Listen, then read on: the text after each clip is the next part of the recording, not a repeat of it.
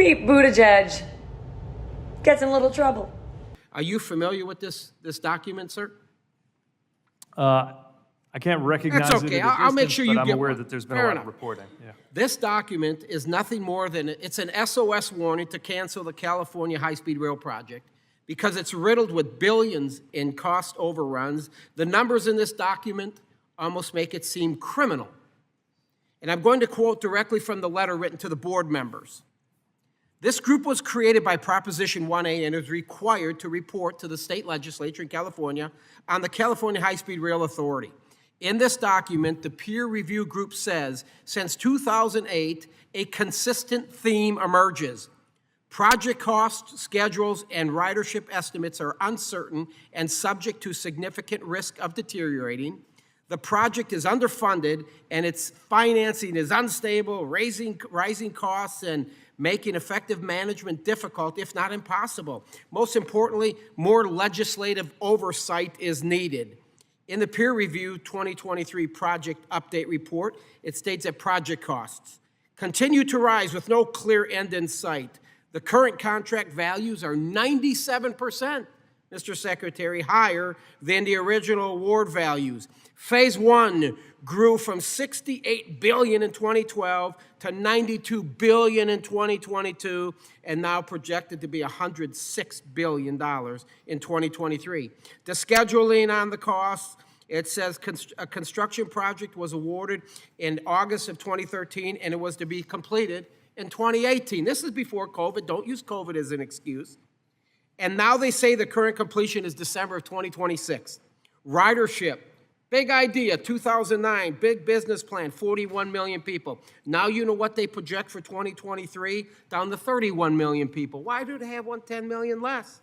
I don't know. But the report, and you need to get this, sir, because you need to see it. The report recommends that the legislature may want to request the selection and appointment of the Inspector General be given high priority.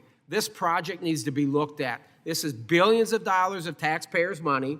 It's my understanding now they want $3 billion more from the federal intercity passenger grant program. And I want to make sure, sir, that we're not throwing good money after bad.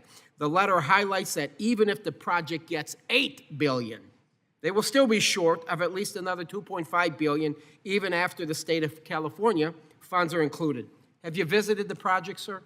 I haven't been to the construction. Oh, you got to get there. You got to get there, sir. This is billions and billions of dollars. Are you willing to invest more taxpayer dollars on this project, which seems highly unlikely to succeed, versus sending that limited money elsewhere?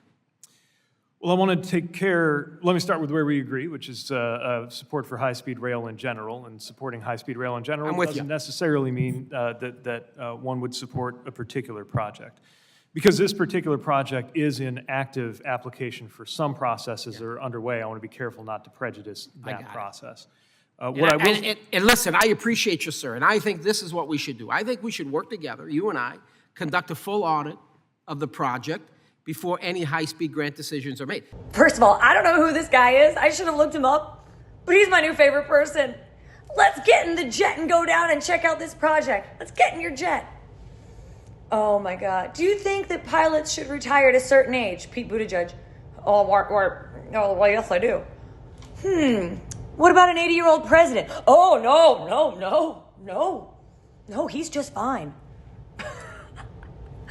Pete Buttigieg is the greatest diversity hire in all of Washington. Let's face it. Crummy leader in Indiana. And they put him in transportation. Instead of getting anything done in Washington, he says our bridges and highways are racist. That's right.